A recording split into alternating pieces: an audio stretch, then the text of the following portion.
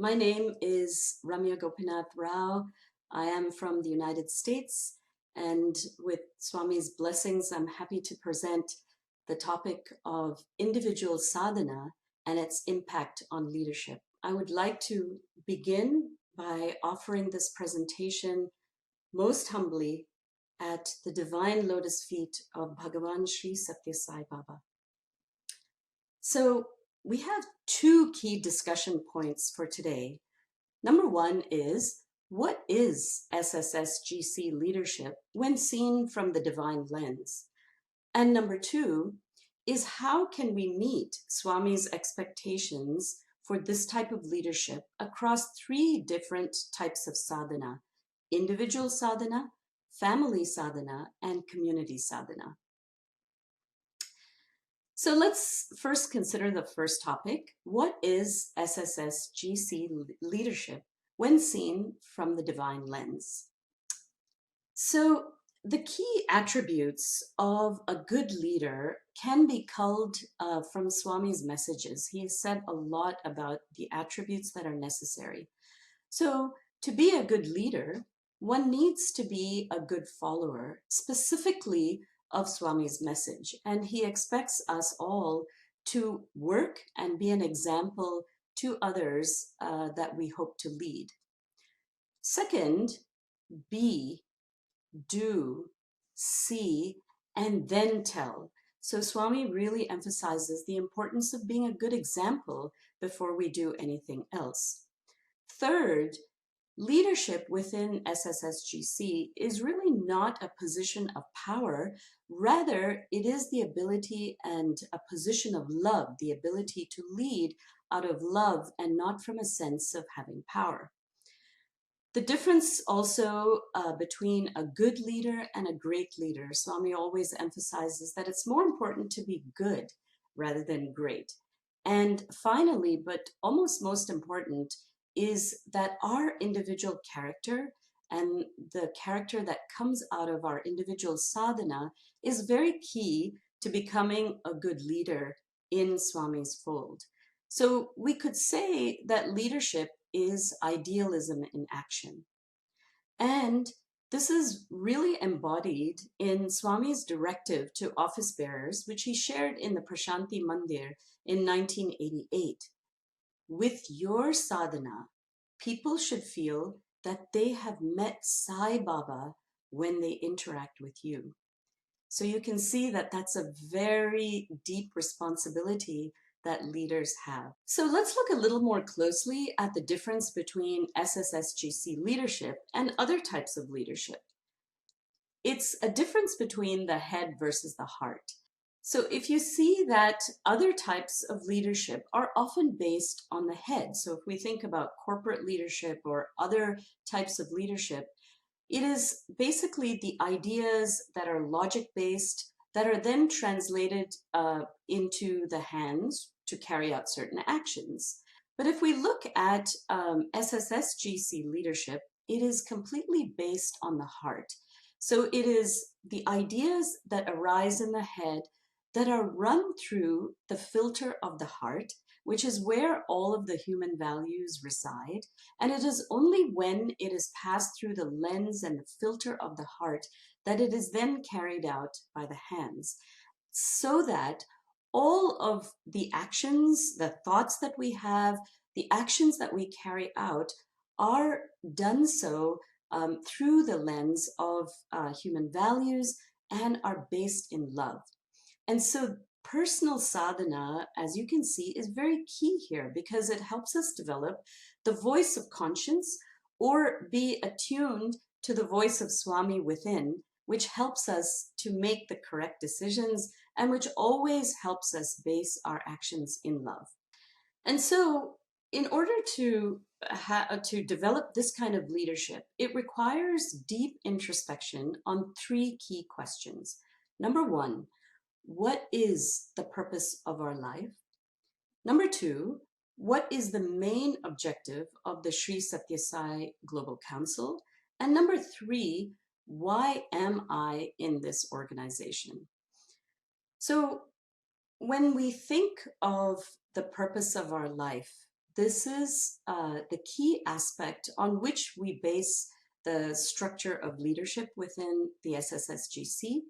And Swami says it beautifully that we have to kind of understand and explore who we really are. He tells us that we are not just humans, we are actually divine. And it is essential for us to try to keep this in mind as we try to lead others in this organization. So this realization of the purpose of life should be followed by deep reflection on our rare good fortune, so that we realize that if the following 5 things are happening in our lives at the same time, then it really means that all the merits of our past births are in effect in the current life. So, number 1, we are extremely fortunate to be born as human beings. Number 2, we are also very fortunate to be born as contemporaries of the Divine Master. This is really rare good fortune. Number 3, that our minds and hearts are increasingly interested in and turning towards God. Number 4, that in that circumstance, we actually come to know of the Divine Master. And Swami has said many times that it is not given to everybody, and that it is our rare good fortune that we even know of his existence in the world. And number 5, that we are so fortunate that we have achieved a certain degree of spiritual proximity to the Divine Master, and the goal of our lives is to progress even closer. And so, with Swami as the anchor, we can then develop equanimity in all of our actions and thoughts and words, basically. So the fact that we realize that he is the only permanent aspect of this creation. So the foundation of anything that we do within the organization that bears Swami's name is that it is essential to have full faith in the name and the form, and understand that Swami is the basis of everything. He is like the wish-fulfilling tree, the Kalpavriksha. And so when the boat of our lives, or when we are anchored in and deeply connected to Swami within, then all of the actions and words that come from here are directed in the right way. So with this foundation and the understanding that he is the basis of our lives, this results in a degree of equanimity which we strive to develop over the course of our lives. Essentially, the idea that we accept everything as his divine gifts.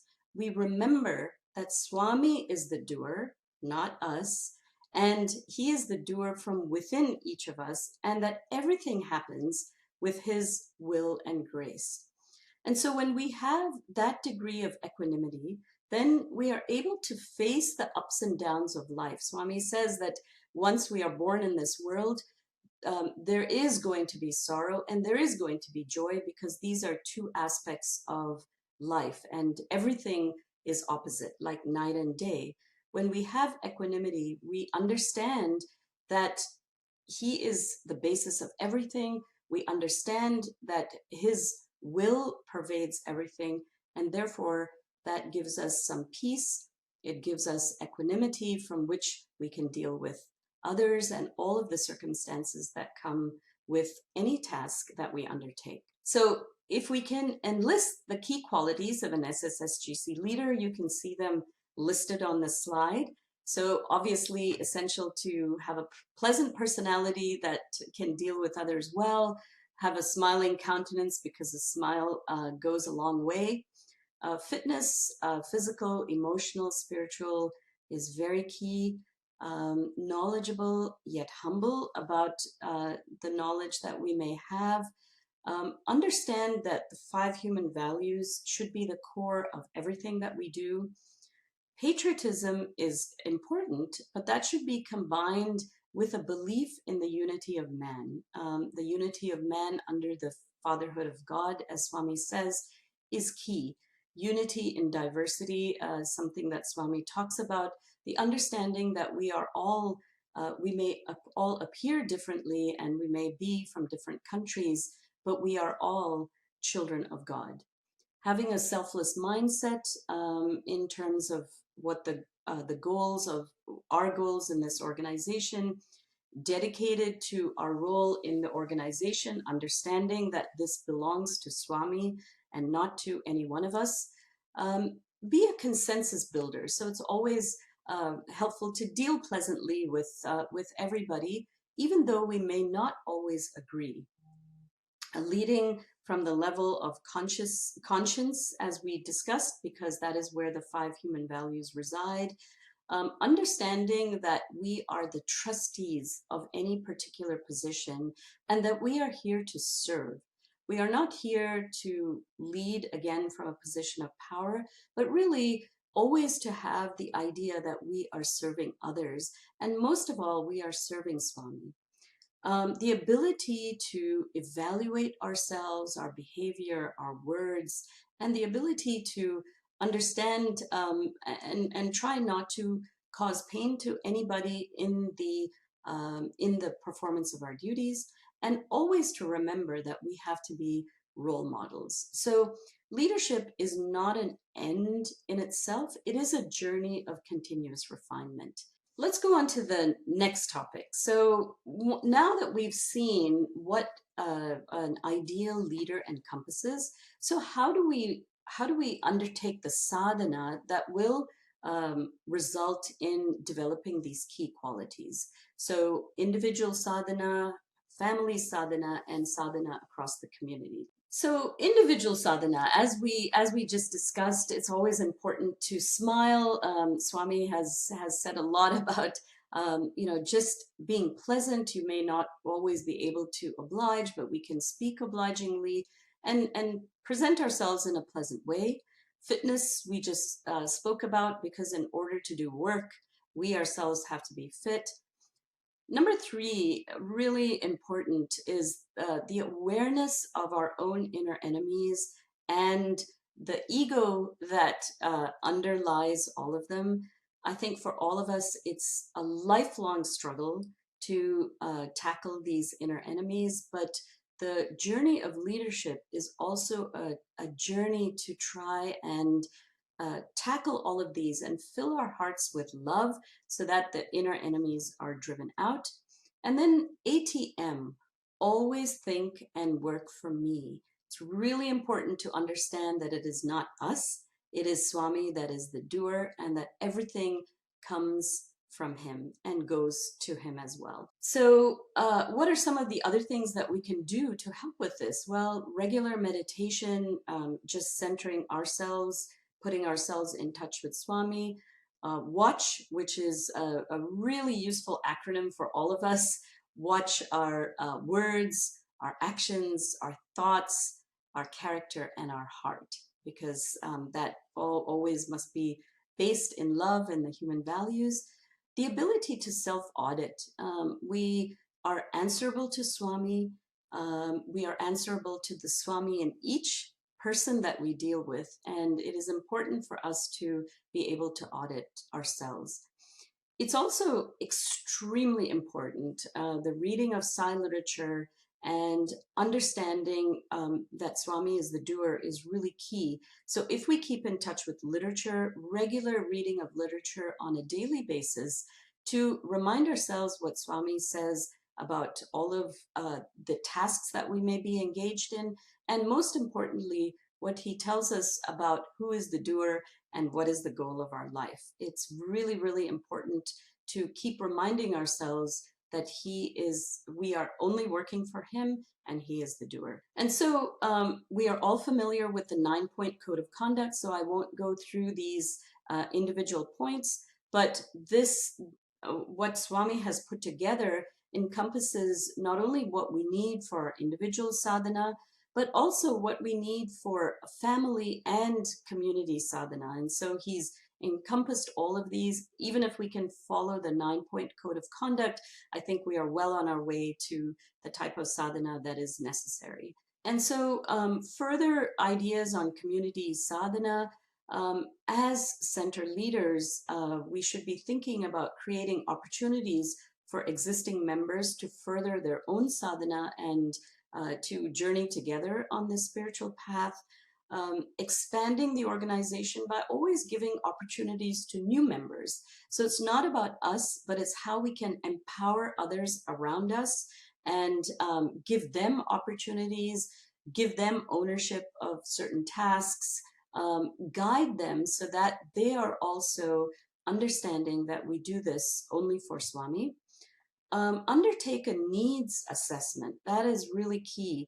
Whenever we are undertaking any sort of community programs or community sadhana, make sure that we are conducting a needs assessment. We are kind of aware of what the needs of the community is or are, so that the programs are relevant.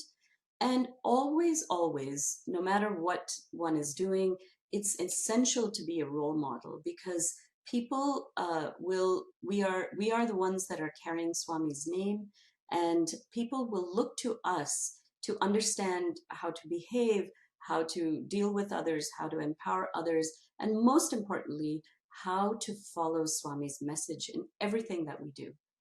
And so, finally, to put it all into perspective, how does individual sadhana impact leadership? You can see all across here. So, as we talked about, individual sadhana requires deep introspection on 3 key questions. What is the purpose of our lives? What is the purpose of the organization? And why am I in this organization? And it is really key to reflect on this all the time, because it provides a completely different perspective on what kind of leader we would like to be.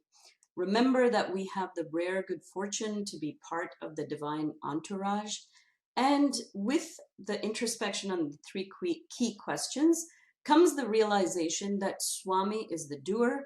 He is the anchor of our lives. Our goal is to realize our inherent divinity.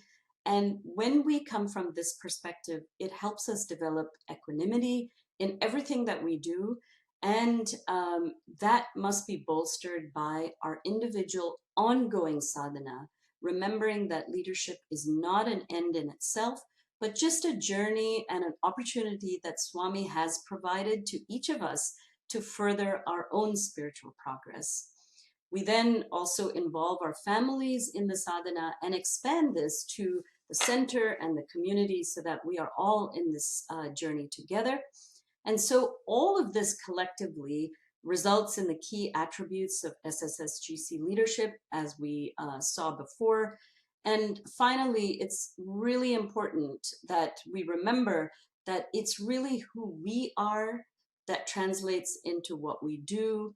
And then it's important to see, understand others, understand the needs of the community, and then direct, then tell others what to do.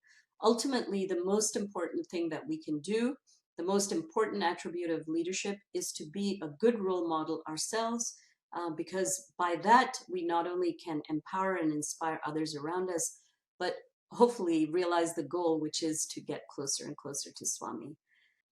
So finally, what is Bhagawan's message to leaders? Again, he was very clear in his message to organization office bearers in February of 1988, when he spoke to them directly.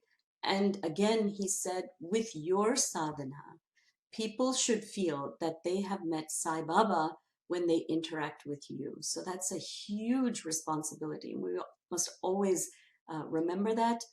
Do all activities for your own Atma Tripti, not for power, but to satisfy the Atma within. Always uphold the prestige and the dignity of the organization. And remember always that whatever we do, it is Swami's name at stake. So however we act, it will reflect on Swami. So we have to be careful. And finally, God does not choose the qualified. He qualifies the chosen.